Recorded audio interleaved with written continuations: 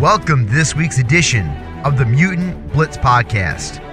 I'm your host, Josh Hennig. Coming up on today's podcast, we're going to get into how the Patriots' moves this offseason are having a domino effect on the rest of the league. We'll also be talking about the CW's TV show Arrow, along with the Conor McGregor incident ahead of UFC 223. We're also going to touch on the DC Comics universe, Marvel Cinematic Universe, as well as the Kyrie Irving injury and its impact on the Eastern Conference. So let's open the six-pack of topics and get started. Our first topic on this week's edition of the Mutant Blitz podcast. So the Patriots traded Brandin Cooks, a guy who they just acquired last year, to the Rams for their first-round pick in the 2018 draft. So last year the Patriots traded a first-round pick for Brandin Cooks. They get one back in return. And now Bill Belichick is armed with 2 first-round picks and 2 second-round picks in this year's draft. And that's part of the overhaul of the roster. We're seeing the Patriots make changes. Dion Lewis and Danny Amendola leave. They bring in Jeremy Hill and now Jordan Matthews. There's always been an ebb and flow to the Patriots roster. Guys coming and going, retooling the roster. But this year is showing you that after the Super Bowl loss, the Patriots realize that what they were doing was not enough.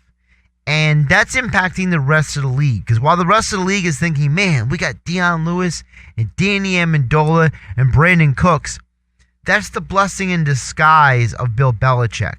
It was Bill Belichick who got rid of different players as they got older. Your Richard Seymours, your Willie McGinnis. With Bill Belichick, I'm not saying he's always right. It didn't always work out in the favor of the Patriots, every draft pick, every free agent move. But what you do see from the Patriots consistently is that they are the mover and shaker of the league. Yes, there's a large contingent of the NFL that is trying to be like the Eagles, but there's another contingent of the league that's trying to keep up with the Patriots. The Patriots being armed with 2 first-round picks and 2 second-round picks, to me, means one of 2 things. They're either going to make moves on draft day to move up or down the draft because they're targeting certain players, whether it's defensively. We know the pass rush was a big problem for them last year. Or maybe it's drafting the quarterback of the future. We know that they've drafted Jimmy Garoppolo and Jacoby Brissett in the past in the second and third rounds. I wouldn't be surprised if the Patriots try to target a guy like Marcus Davenport. Davenport's a guy, he's not very famous. He comes from a smaller school, but he's a special talent. I can see the Patriots maybe wanting to zero in on him. The other impact the Patriots are having is the trade of Brandin Cooks hurts the Giants' ability to trade Odell Beckham Jr., and here's why. The Patriots are basically setting the marketplace for wide receivers. Brandin Cooks is not a top 5 wide receiver. He's not a top 10 wide receiver. Maybe he's a top 15 or top 20 receiver. Maybe. And he garnered 1 first-round pick. The Giants are asking for 2 for Odell Beckham Jr.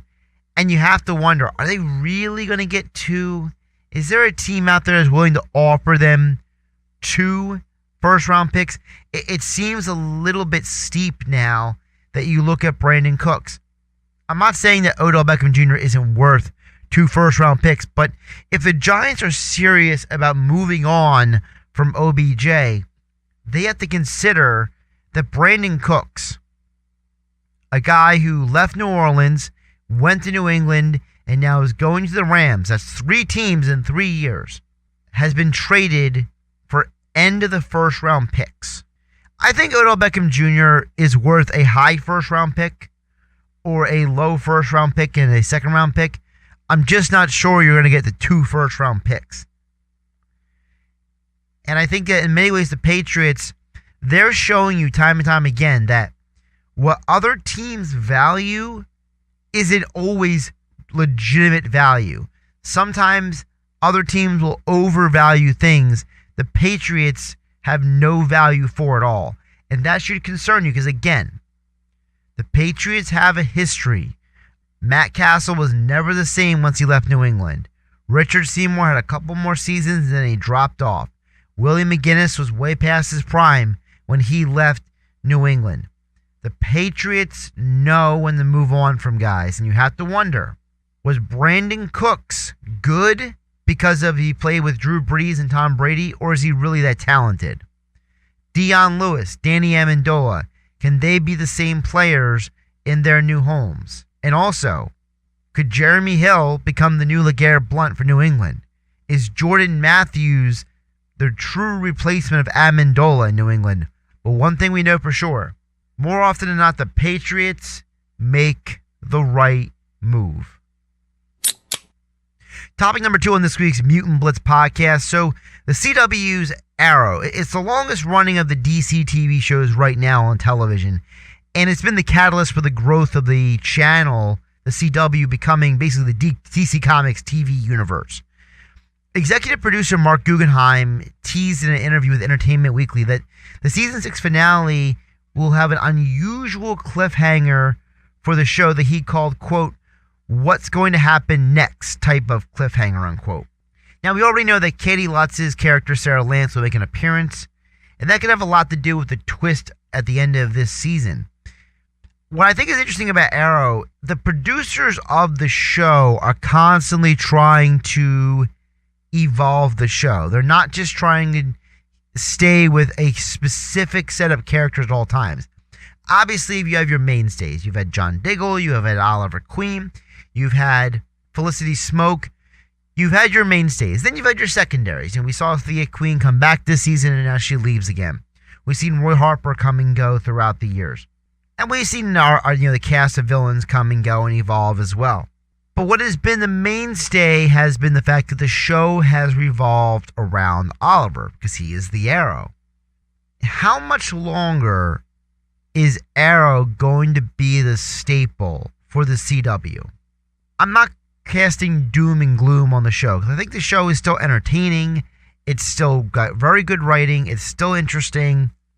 But all of these shows have a shelf life. Is it possible that the audiences watching Arrow are maybe not as invested as they were in the past, and that you're trying to use these cliffhangers to just generate the interest instead of allowing the characters themselves to generate the interest? To me, that's a huge difference. Again, I enjoy the show Arrow. I like the writing. I think it's been some of the best writing there is because of the fact that you have to be a little more creative because there's no superpowers involved with these characters. You just can't have the Flash run really fast and save the day. Arrow has to work with a lot more real world issues. And I think that's one of the things that makes the show great. But as the show that was the catalyst for an entire universe, they even call it the Arrowverse, all these CW shows together. We're seeing now Black Lightning. Where does Black Lightning fit into everything? Supergirl. She's not even in the same planet, Earth, as Arrow and the Flash and DC Legends of Tomorrow. The producers of DC Legends of Tomorrow have admitted that they're going to make more changes moving forward. We're not going to have the same exact group that was in this season and next season. All right, so you're basically admitting that there's more changes coming to multiple shows, and you're already expanding and growing the universe. Is the unusual cliffhanger the showrunner trying to say, we're going to make crazy changes too because we don't want to get stale? I will be interested to see what this unusual cliffhanger is, if it involves his son, if it involves Felicity, if it involves Diggle, if it involves Star City as a whole. I think there's a lot of different ways they can go with that, but I think the biggest one that interests me is where does Sarah Lance fit into all this? Because remember, she's a former love interest of Oliver. She's a character that has a lot of depth and a lot of history now as you're entering the finale of the 6th season of Arrow, a character in Sarah Lance that was introduced in season 1 of Arrow. If she's involved in a lot of those questions being answered, I think that would be a very fascinating launch point for season 7. Because again, she's a former love interest of Oliver. You see that her sister's doppelganger is running around Star City all through this entire season. There's a lot of variables you can go with that. I just hope Arrow doesn't keep using cliffhangers to maintain interest moving forward. Topic number 3 on this week's Mutant Blitz podcast. So on Thursday, thanks to numerous witness testimonies and many smartphones filming the incident, UFC lightweight champion and former featherweight champion and superstar Conor McGregor and a group of guys who I would describe as his posse. They led an assault on a bus containing UFC fighters and their teams who are involved in UFC 223. UFC 223 is in Brooklyn at the Barclays Center this Saturday night on pay-per-view. McGregor apparently was looking for Khabib Nurmagomedov, and he started throwing anything he could find at the bus. One of the objects he threw broke through the window of the bus. The glass cut one of the fighters over his head, and reports are that there's going to be a warrant issued for McGregor's arrest. Now, as of the time of me recording this podcast on Thursday night, all signs point that McGregor may have finally crossed the line. And Dana White made a comment to the media after the incident I think stood out to me. McGregor may be on some kind of drugs, because if you look at the video and the way he's acting, that's not a man in his right mind. That is a man acting very, very, very volatile. I'm very suspicious of what is going on with McGregor. I have always said that I had no interest in interviewing Conor for a while, because anyone who's really dug into Conor knows that there's two different Conors. There's the public Conor and there's the private Conor. There's the Conor who acts a certain way in public, and there's a Conor who acts a certain way when the cameras aren't on him and no one's watching. And I think because of that, it's hard to interview somebody who is basically living two different lives. There's tons of situations that he's been involved in outside of the octagon. Incidents that he has never faced any major ramifications for. And if you go by all the reports, it looks like this is finally the moment McGregor has crossed the line. People got hurt. It was more than just him showing off for the cameras. I mean, there wasn't even really any cameras. It was all people filming on their smartphones. When it comes to superstar athletes, guys who are just major groundbreaking athletes, McGregor has really became larger than life. Even more so than John Jones, more so than Brock Lesnar, more so than any other MMA fighter did, and he capitalized on that by fighting Floyd Mayweather. McGregor is part of the reason why Mayweather's coming, talking about coming to MMA. Now, whether Mayweather does or not is a different conversation. But McGregor has had that kind of impact on the world of sports. And it seems like he's going down a similar dark path that other legendary athletes have. Guys who have been such massive success, they blow up, they get larger than life, and then they hit a wall. Something that they say or do happens, and it pulls the rug out from under them. McGregor may be going to jail for this incident. Dana White has talked about numerous times that the fight this Saturday night between Max Holloway and Khabib Nurmagomedov, which was supposed to be Tony Ferguson versus Nurmagomedov, but for the fourth time that fight has fallen through. And so Dana White told me personally, and you can hear the interview me with Dana this Saturday on my radio show on 97.3 ESPN. Tony Ferguson was getting stripped of the interim belt, that Conor was getting stripped of his lightweight belt, and that the Holloway versus Nurmagomedov fight was for the lightweight championship, the undisputed title. So now this is two belts that have been taken away from McGregor. Where do you go from here? Dana White said when Brett Okamoto asked him, "Are you still in the Conor McGregor business?" And he says, "Would you be?" Dana is obviously very frustrated. When I spoke to Dana this weekend, and when I've spoken to him off the record and other times, people have a lot of things to say about him, but the one thing that is the undisputed truth about him, he loves the sport of mixed martial arts. He is deeply passionate about the success of the UFC. And in many ways, Dana hitched his wagon to McGregor because he thought that's where the sport was going. And after what happened on Thursday, I don't think the sport is going with McGregor anymore. I think the sport is going to have to move on without him. To do what he did, with basically a posse of people. Conor McGregor has turned into a thug. He has turned into a guy who is reckless, a guy who is selfish, a guy who is self-serving. He's not thinking about the child that he just had, his family back at home, his reputation, his money-making. He was acting like a man out of control. He looked like he was not in his right mind. If McGregor wanted Khabib Nurmagomedov so bad, why didn't he just fight him? Something's not right. Something is not adding up with McGregor. Meanwhile, UFC 223 is still a great card. Holloway versus Nurmagomedov. Joanna Jędrzejczyk trying to get revenge against Rose Namajunas. And many more fights I know I'll be watching. It's almost like the UFC is already starting the process of cutting ties with this guy who's totally out of control. What he did was disgusting. It was despicable. It was reckless. It was immature. And it was disturbing. Topic number 4 on this week's Mutant Blitz podcast. So, there's numerous rumors swirling around the DC Comics movies that have come to the forefront lately. There's rumors that the Jason Todd death will be a part of the upcoming film titled The Batman. There's also rumors that the upcoming Flash movie is going to change its name from Flashpoint to something else. The more news that comes out about all these movies, and no matter how random it is, it becomes more and more apparent that DC Comics movie universe is as disorganized, and it's a total opposite of Marvel. Look, Marvel seemed to have a plan from day one, and that plan grew and evolved and branched off. I have no idea what DC's doing anymore. I don't think they know what they're doing, and that's what's exasperating. DC has 3 of the top 5 most popular comic book characters, and yet they're ruining it. They're ruining it for everyone.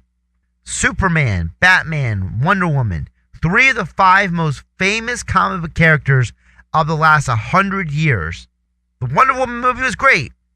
Justice League fell flat on its face. And what is your plan moving forward? Nobody really knows. If you want to change the title of a movie, I could care less. If you want to incorporate Jason Todd into the Batman movie, it doesn't bother me either. What bothers me is that they're constantly changing directors, are constantly changing writers, are constantly shuffling and reshooting and doing all these different things that really come off as just a ship without a captain. I don't know how long they're going to keep going on with this, and I don't know how much money they can really spend in the long term if they're going to keep having bombs at the box office. Look, I enjoy some of these movies, not because they're great movies, but because I'm interested in seeing how the characters are portrayed. I get fascinated by how these characters are interpreted. But most people don't appreciate those things. Most people go to these movies thinking, oh, comic books. I've watched a Marvel movie. Let's see what this is. And when it falls far short of your Captain Americas and your Black Panthers and your Iron Man and your Avengers and your Doctor Strange and DC, the best they can offer you is Wonder Woman and Man of Steel. That's not saying much. I think DC needs to get everybody in the same room and start think tanking about how to get this more streamlined and more organized. Because what's going on right now, it doesn't seem like anybody is guiding this ship known as DCEU, otherwise known as the DC Extended Universe. Topic number 5 on this week's Mutant Blitz podcast. The news came down on Thursday. Major ramifications on the NBA Eastern Conference playoffs. Kyrie Irving will not play in the postseason. They had hoped that he could come back after getting rid of one of the screws that was put into his knee. Well, guess he's having more screws removed this weekend. He will miss the next 4 to 5 months, which means the Celtics are basically non-factors in the postseason now. Cavs are now the team to beat. I think the Celtics can still win a playoff series. Don't get me wrong. I don't think that they can't. But I do think that this helps the Cavs a lot because the Celtics were the team that I thought could really give the Cavs a lot of problems. When Kyrie is healthy, that team is very dangerous. It's more than just Kyrie scoring. It's his ball handling. It's his passing. It's his playmaking ability. Without that on Boston, yeah, I mean, they could beat the Heat. They could beat the Wizards, but they're not beating the Cavs. They're not beating the Raptors. I don't think they can beat the Sixers in a 7-game series. They're not beating the Bucks in a 7-game series. Maybe the Pacers? I mean, that's iffy. They still might win the first round series just because of the fact that Brad Stevens is a really good coach and they got some really good defense. But Boston is waiting for next year. Because next year, Gordon Hayward will be back, Kyrie will be back, and we'll just do take two. And we'll hope everybody stays healthy. Cavs, to me, are the team to beat. It's LeBron James and his improved roster versus the Eastern Conference. I still believe the Raptors are fool's gold. I've said it multiple times on the radio. I think the Raptors remind me way too much of the Hawks team a few years ago that won all those games and did little to nothing in the postseason. I think if the Raptors face a team like the Bucks or a team like the Pacers or even a team like the Sixers, they are going to go 6 or 7 games absolutely, because the Raptors have two things lacking from their team. One, they're lacking depth. You got DeRozan, you got Lowry, you got Ibaka, and then there's just this massive drop-off in terms of offensive firepower and talent. Look, you can be as efficient as you want on offense, but in the playoffs, if DeMar DeRozan isn't scoring and Kyrie doesn't score, who's going to step up for this team? Valanciunas? I don't think so. Remember, the Raptors have one of the easiest strength of schedule of the entire season. They did not have a difficult schedule this year. So in many ways, they are a byproduct of having a much simpler schedule to feast upon. I think the Sixers can make a run in the playoffs as long as Embiid is healthy. You know, to me, I rank them like this. To me, the Cavs are the number 1 team in the Eastern Conference. The Raptors are number 2 just by nature of the Celtics not being there anymore. I think the number 3 team in the Eastern Conference is the Sixers. Again, it's slightly, though, because my number 4 team is the Bucks. Nobody wants to deal with the Bucks. The length, the athleticism, the attitude that those guys play with is dangerous. I'm not saying the Bucks are going to make a run to the NBA Finals. I don't think that. But I think that if they play the Raptors, or they play the Sixers, or they play the Pacers, the Wizards, or even the Celtics, they're going to give those teams a lot of trouble. It's Giannis Antetokounmpo. It's Chris Middleton, Eric Bledsoe, Jabari Parker, Thon Maker, Henson. All these guys are special athletes, and they're going to grind somebody down. They're going to wear somebody out. They are going to make somebody work harder than they ever wanted to. And even if they don't beat them in that first or second round, the next series, that team is going to be beat up and worn down. And it's going to make it easier for the next round for a team to beat that said team. I don't have a lot of confidence in the Wizards. I think the Wizards, they miscalculated. You know, when they drafted 3 guys in the lottery, I don't think they realized what they were drafting. John Wall was... You had to pick that guy. I get that. But Bradley Beal has limitations. He's a very good player, but he's not... I don't consider him on the same level as CJ McCollum. I think McCollum's a better player than Bradley Beal. I don't think Bradley Beal is on the same level as a DeMar DeRozan. I think DeMar DeRozan's a better all-around player. I think Beal's a better shooter, obviously, but DeRozan's a better all-around player and all-around scorer. There's a lot of shooting guards who are better than Beal, and yet Beal was a lottery pick. McCollum wasn't a top 5 pick. DeRozan wasn't a top 5 pick, but yet they're better basketball players from my perspective than Beal is. And I think Beal's a very good player, but you need more than just a really good player and a very good player to win in the postseason. And I think Otto Porter was a gross miscalculation by the organization to overpay to keep him and to draft him in the first place. Their big 3 is not good enough. Markieff Morris is a nice, good player, but I don't know if he's good enough either. On paper, if you were playing NBA 2K video game, you want the Wizards. In real life, I don't know if you want the Wizards. I think the Heat are going to give somebody problems. Dwayne Wade off the bench is a scoring machine, but that Hassan Whiteside situation, how he's not happy with the organization and his playing time, that's not going to get resolved right now. They'll probably have to trade him in the offseason. The Pacers are a very interesting team. This is a team that's got a lot of weapons and a lot of young, good players. I think they can make an impact in the postseason. But to me, it's LeBron and everybody else. Alvin Gentry, the head coach of the Pelicans, said it best. He said, you think LeBron's playing good now? Watch him turn it on in the playoffs. I could argue that LeBron is having the best season of his career. And if you think he's playing great now, he's going to go in the playoffs on a mission. And remember, LeBron carried Larry Hughes, Mo Williams, Zydrunas Ilgauskas, Ira Newbill and company to the NBA Finals. This roster is better than that roster. This version of LeBron is better than that Larry version of LeBron. The Raptors are not the favorites. The Cavs are. And until I see a team beat LeBron and the Cavs, I am firmly planting my stake in that LeBron is still the king of the Eastern Conference. Final topic on this week's Mutant Blitz podcast. Executive Vice President of Physical Production for Marvel Studios is Victoria Alonso. First of all, I feel bad for Miss Alonso. That's a really long title. Executive VP of Physical Production for Marvel Studios.